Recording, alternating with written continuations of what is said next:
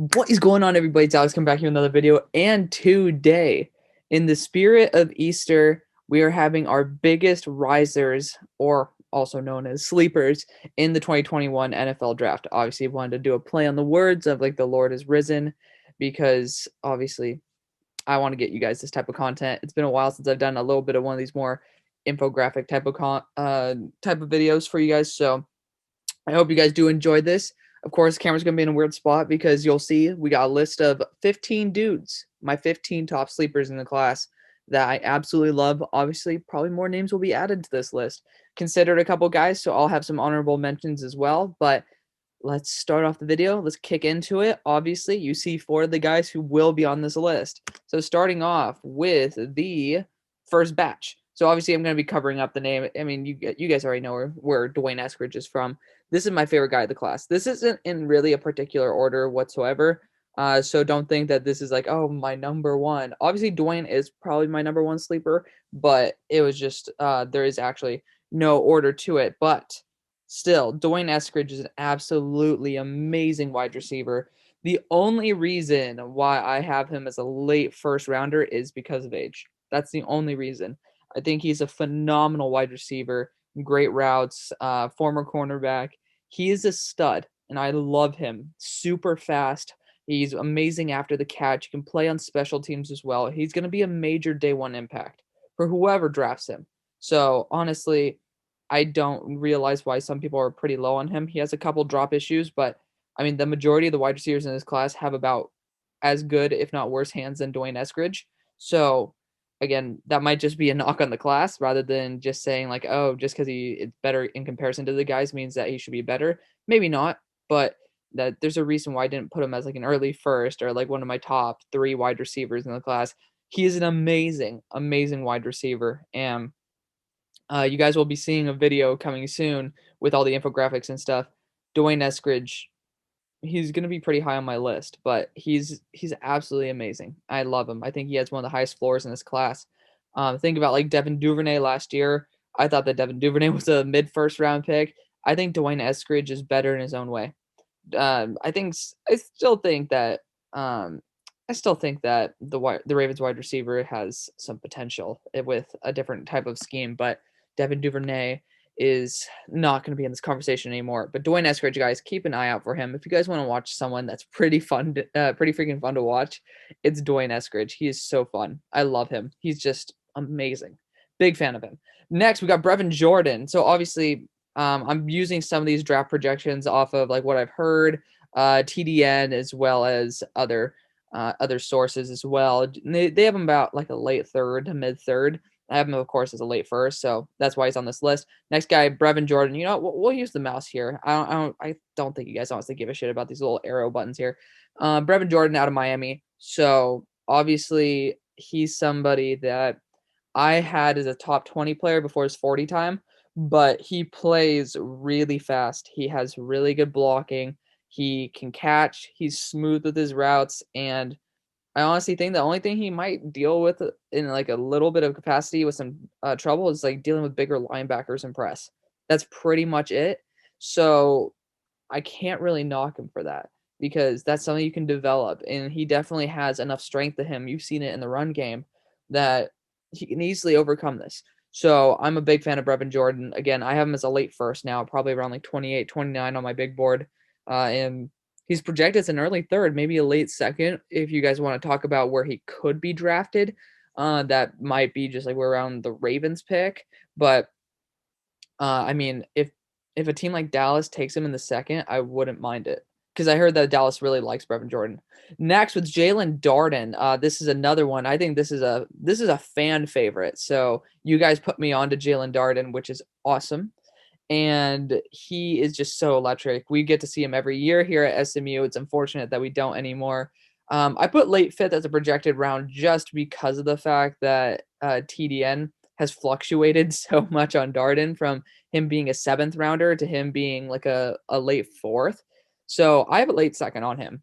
I believe I might be a late or mid second. Him testing the 4.4s might just put him as a late, just because of the fact, oh, maybe if you were 4.3s, I would lock him in. He plays so fast, though. He has one of the weirdest abilities in this class is the fact that he can change his speed without looking like he has. Like, it's very interesting. He will start running, and defenders will think that, well, he's in full speed. We'll lock onto him. He just bursts. It's weird. He has some different gears that he can look like he's moving at a very comfortable, very fast pace, and then he can just turn it up, and that can really fuck with the defense's head. So I'm very, very, very happy to see that Jalen Darden's been getting some hype from other people. He's a very good wide receiver. I love him. Next, got Deontay Smith, offensive guard, Eastern Carolina. So the grade right now obviously isn't really that big of a jump, but I think that he has potential. He was an offensive tackle. He was a left tackle, but I'm going to be honest, at his weight, sub 300, don't really think he's going to be one of those guys. Honestly, I saw him as a guard in the Senior Bowl in those one-on-one reps, and that's what made him pop off to me. He definitely has the strength. He has the potential to be a pretty damn solid guard, and I think that he needs to. I think that a team that might be looking for a guard/tackle that might need a tackle to fill in now, but kind of wants more of a long-term option at guard, Deontay Smith's perfect for that. So if you want to have somebody just to fill in, you talked about like the Bengals having Riley Reef to fill in for a short period of time while they're looking for a long-term answer. Deontay Smith's your dude. I think that he has all the potential in the world, and I mean he's really, really damn good. So next we got Damar Hamlin, slot cornerback/safety out of Pittsburgh. Another one that you guys have put me on to. I like Damar Hamlin, man. I started watching him, and I think I saw him against Amari Rodgers. Locked him down. Really good in the run support, guys. Really good, which is a surprise to me because he's not honestly that big. So, like he has good form. He has good speed, good angles. I don't believe that there's really too much wrong with him. So, I don't really know why people are hating on him, and I got to do more of a deep tape study myself. So I'm putting him as a mid-4th, and that's pretty damn high for a guy who, I mean, you can get him in most TDN mocks in like the late 6th, if not early 7th. So big fan of Damar Hamlin there. Elijah Molden's next. You guys already know my love affair with Elijah Molden. I have him as probably a top 15 player in the class, and you add in the positional value, I have him as a late first. Obviously, everybody else loves him. The NFL thinks he's the only day one starting slot corner in the draft. So he's a beast. I love him. But almost the best coverage skills in the class, especially in the zone. He has a really good feel for what's going on behind him, similar to a guy like Zaven Collins. But he's just absolutely amazing. I really like him a lot. He has the speed, but maybe nothing like special. So obviously he tested in the 4.5s, which is exactly where I thought he would. He has everything that you really need. Maybe not everything you want, but everything that you need. And then with the things that really matter, like can he cover and stuff? Absolutely. And he's pretty damn good in the run support game as well. So I really like it. Next, we got Keith Taylor. Obviously, that's one of my guys. They have him as an like early to mid 4th. Obviously, you can pick him up in like the mid to late 4th in TDM mocks and stuff. But honestly, he's definitely worth a late 2nd round pick. That's of course my draft grade that I gave on him in my scouting report. He is absolutely freaking amazing. He has like low 4.5 speed, which is perfect because he plays at it. Unlike a guy like Rondale Moore who plays at 4.5 speed but tests at 4.2, Keith Taylor tests at 4.5 and plays like high 4.4s, high 4.9s. That'd be terrible. But Keith Taylor has the size, the speed, the coverage ability. He has it all, and I really, really like that a lot. And that's something that the NFL is looking for. And I think that people don't realize how good Keith Taylor actually is. And he's going to prove everybody wrong. So definitely keep your eyes out for that. Okay, so my next guy is Jamin Davis. So Jamin Davis, this is it fluctuates who the hell you ask about Jamin Davis. Obviously, TDN has him around like the late 2nd and stuff. After testing, according to PFF on their tracker, 4.37 in the 40 and testing the 99/100th percentile in a lot of athletic categories. I already knew who he was as a player, really good coverage skills, a real true commander of that defense, especially stepping in. That's awesome that he was able to just sit there as a backup and then just step in and play as well as he did. To me, it thrusted him from me saying he was around like a mid-2nd to going to mid-1st. I have him in my top 20. I think that he might be closing in on linebacker too. I need to watch some more JOK on that. But Jamin Davis is pretty special. He is a special talent, and I'm gonna need to watch him more myself. But from what I know right now, this guy's gonna be drafted pretty damn high. And with those speeds, he set the record. If that 4.37 is official, he set the record for linebackers. That speed is definitely wanted.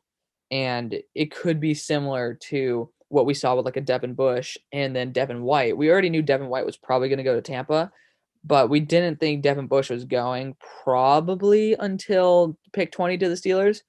Jamin Davis, we think that he's going to be probably like mid-second, and I think he's going to be sneaking into that later first round grade. I think people are going to really like him. That could push him into that mid-first around that Raiders pick. So just watch out for that, because he could also. I mean, I haven't seen his blitzing capabilities yet, but if he can, then he fits that Sam linebacker very well. Otherwise, Raiders don't need him. But there will be teams wanting an amazing athlete, an amazing person like Jamin Davis. Next, we got Cedarius Hutcherson, guard from South Carolina. This is just solely based off of his true raw power. He can literally squat, I believe, 3 times his own weight. And if you can develop him into a solid ass prospect, think about him on the Rams, like how much they like to run the ball. Whew, he's going to be a very scary, scary offensive lineman to deal with. I just think, like, is there a fear factor to him? Absolutely. So I'm gonna need to watch some more Cedarius Hutcherson on my own. But from my initial reaction, yeah, he's pretty good. Tre McKitty is next. So I saw him in the Senior Bowl. He looked like a damn wide receiver. He looked really good. Why he didn't perform at Georgia, I don't know. But seeing how he's been performing, that gives me some hope. It gives me some hope. He was in 2 schemes that really were not too beneficial to him. Obviously, when was the last time that really like Georgia tight ends were thought of that highly? Like you think of like Nauta and stuff a couple years ago. Like really? No. So Tre McKitty, definitely really talented not wide receiver. He does play like a wide receiver. Really talented tight end. And I think that in the late third, a team that could be looking for more of that offensive weapon rather than maybe a tight end could be trying to take him. So I like Tre McKitty. Lastly, Trey Smith. I don't even know. I mean, I understand the medicals. So given medicals, I'd probably give him still like an early second. Like, because obviously, if it's to the point where it's going to stop his career, maybe I give him a late second. He's unbelievable. He's one of the best guards I've ever seen. He's a really, really talented player. So I like him a lot. Obviously, the medicals do scare teams. That's why he's projected late third. I'm hoping he's not. Even if he passes it, I still think that the teams will probably try to take him in the mid-second, and that's why I still have him late first. That's a good enough jump for me to put him on this list. I just want to make sure people understand how much I like Trey Smith. I was thinking about putting Kendrick Green on here, but I'm going to be honest, after watching him play, he looks good for his draft value, but I don't really think I'd put him any higher than what people already have him. So I think that he would be good right where he's at. Honestly, I don't know who the center of the Fighting Illini is, but right now, the guy who's next to Kendrick Green, that guy's a freaking beast. So maybe in the upcoming drafts, you never know. Next, we got Shaun Wade. People are like hogging on Shaun Wade, man. He sucked as a boundary. That's true. He deserves to be his early 4th as a boundary. Maybe he should be a late 4th as a boundary. He sucks. Garbage. But he's supposed to be a top 10 pick as a slot corner. Now, I'm giving him an early 3rd solely off the fact that I don't know if his ego will allow it. But if he can just go back, he's worth an early 2nd. So, just because, again, it's been a year removed from it. But I think that he could be one of the better steals of the draft if he gets out of his high seat and just be like, dude, I'm going to be the best I can be for the team that wants to draft me. I'll go back to slot corner, and then he could be a major impact player. We saw what happened in that, I believe, Cotton Bowl, 2 years ago, when Shaun Wade went out for targeting against Trevor Lawrence. Next, Robert Rochelle. This is one that I've been put onto, as well as, I believe it was saying you actually put me onto Robert Rochelle when we were doing Eagles mocks and stuff. He's really, really good. I started watching him as well. My guy Mason did, and we came to the consensus that he's a day 2 pick. He's a really good player, and he tested in the 4.4s. His athleticism was kind of a concern, and he didn't look like he was playing as fast during the Senior Bowl. It looked like he did get torched a little bit by Marquez Stevenson, but I mean, it's Marquez Stevenson. So, I think that Robert Rochelle might not might not be the best in single coverage if he's in press because maybe he can get torched, but he has potential. That's why he's a late day 2 pick. Tyson Campbell's my next one. This is one where I know the NFL agrees with me on this. Tyson Campbell is an early second. He has some major issues when it comes to grabbing. He's gonna get flagged, but we've already seen the NFL get to the point where they're like very grab heavy. We saw in the Super Bowl lots and lots of PI calls. So we're gonna see whether the NFL actually reverts back to throwing less flags and allowing them to be more aggressive or not. And either way, I still think Tyson Campbell is worth an early second at least. If they allow more grab, he might be worth a mid first because he has the athleticism. He's in the 4.3s. He has the size. He has the youth. He has the coverage ability. The only problems I have with him is A, the grabbing, but B, he turns the wrong way to make an interception. It's a little bit weird. He can turn to the inside and then actually just make a super easy play, and then sometimes he just turns to the outside. I think that's easily coachable. So I honestly believe that Tyson Campbell has the potential to be one of the best corners in this draft class. I think he's the number 3 man corner in this draft, and that's not being too ballsy. It's being pretty conservative. I think he could be up there with the best. And again, you look at when he plays a guy like Kyle Pitts. Kyle Pitts destroyed him, but he was so tight on Kyle Pitts that if he had the ability to not play up against a generational talent, maybe he would have made some much better plays. And he almost kept up with Jalen Waddle. Yes, Jalen Waddle torched him. But, these couple of plays a game, they will get you in the NFL. 100% true. But I think with the right coaching, he will be able to continue to improve. Again, he's only a junior. He's young. He has time to grow. So I think that's a really, really big thing for me. So I think that with his development potential, he's easily worth an early second. So lastly, we got Divine Diablo, somebody who I'm a big fan of. I saw him play against Trevor Lawrence and pick him off in the end zone. I was like, wow. Then he tested in the 4.4s. I was like, wow. He's always been somebody who's been very talented in that backfield for Virginia Tech. I don't know why people hate on him. Still think he's worth the late 4th, just given his potential. But he's a really good safety, and he can cover really well. I just do not fully understand why people actually do not like Divine Diablo. But I think that will just be a benefit to whoever drafts him. So honestly, the more guys who are later in rounds that I just kind of want to see get drafted to the team, the better. So I'm going to be super happy about this. So let me know what you guys think. I'll give a couple names for some guys who I thought about putting in here as well. You can obviously name quite a few guys on the list. You could talk about Jimmy Morrissey, center out of Pittsburgh, which is I think that's just a TDN bullshit up in there. Who else can we talk about? Dax Milne, another guy who is potentially throwing in here. He's really, really talented. And then I didn't want to be the type of guy to be like, oh, well, I have Zach Wilson above Justin Fields, or I have Justin Fields above Trey Lance, so I'm going to put him as like my jumps. Like, no, that was a little bit of bullshit. So obviously Zaven Collins is the guy I was projecting in here, but I think that the NFL is pretty damn high on Zaven.